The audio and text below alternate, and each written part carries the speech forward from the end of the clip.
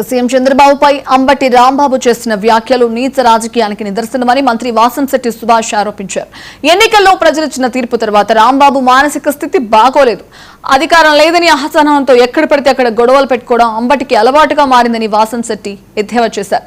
అడ్డగోలుగా చిందులు తొక్కుతూ నోటికొచ్చినట్టు మాట్లాడటమే వైసీపీ నాయకుల రాజకీయ సంస్కృతిగా మారిందని మంత్రి అన్నారు. ఇక బాధ్యతాయుతమైన నాయకులుగా ఉండడం మానేసి బజారు భాషతో రాజకీయాలు చేయడం సిగ్గుచేటని వాసంశెట్టి అన్నారు. అని అనాలు ఉన్నప్పటికీ ఈ వైఎస్ఆర్సీపీ అధినేత జగన్కి కానీ వాళ్ళ అనుచర వర్గానికి కానీ మతి భ్రమించినట్టుంది. సభ్య సమాజంలో ఏం మాట్లాడాలని కానీ అసలు వాళ్ళు ఏం మాట్లాడుతున్నారో కూడా తెలియకుండా స్పృహ తప్పి మాట్లాడుతూ ఉన్నారు. అసలు అంబటికి వయసు వచ్చింది, నీకు బుద్ధి ఉందా? అచ్చోసిన అంబోతులాగా నీ ఇష్టం వచ్చినట్టు మాట్లాడితే చెల్లుతుంది అనుకుంటున్నావా?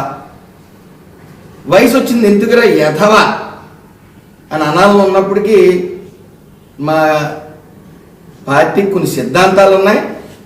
దాని మీదట నీ భాషలోనే మేము తిట్టాలంటే నరం లేని నాలిక కాబట్టి ఇటన్నా తిరుగుతుంది.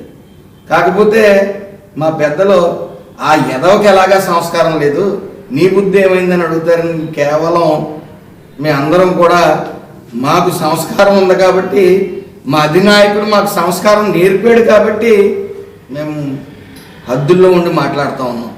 కానీ బోర్డర్ లైన్ దాటి ఆడవాళ్ళని మాతృమూర్తిని తిట్టే సంస్కారం నీలాంటి యధవలో సభ్య సమాజంలో తిరగనివ్వకూడదని నా ఉద్దేశం.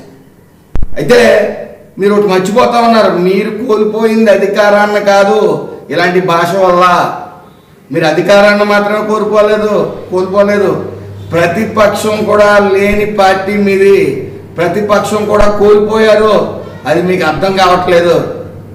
రోడ్ సైడ్ పక్కన తిరిగే బేవర్స్గా మాట్లాడుతూ ఉన్నాను. నువ్వు నోరు సంభాళించుకో. కడుపుకి అన్నం తింటున్నావా, అశుద్ధం తింటున్నావా? ఏం మాట్లాడతావు నీకు అర్థమవుతా ఉందా? యథవా నీ వైఖరి ఏంటి? నువ్వు సభ్య సమాజానికి ఏం చెప్పదలుచుకున్నావు? అంటే ఈ బూతులు తిడితే జగన్ మెప్పు కోసమా? ఇవన్నీ ఏం జరిగిపోయిందని నువ్వు ఆ భాష మాట్లాడడానికి కారణం? సంస్కారహీనుడా.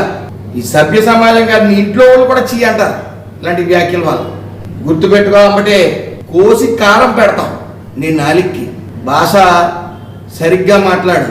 ఇలాంటి వైఖరి ఎవడో నీ ఇంట్లో వాళ్ళు కూడా నిన్ను చీ అంటారు, అది గుర్తుపెట్టుకో. సంస్కారహీనుడా, దరిద్రుడా.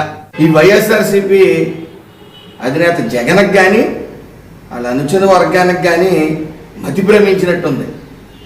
సభ్య సమాజంలో ఏం మాట్లాడాలని కానీ బుట్టల స్పోర్ట్ బ్రేక్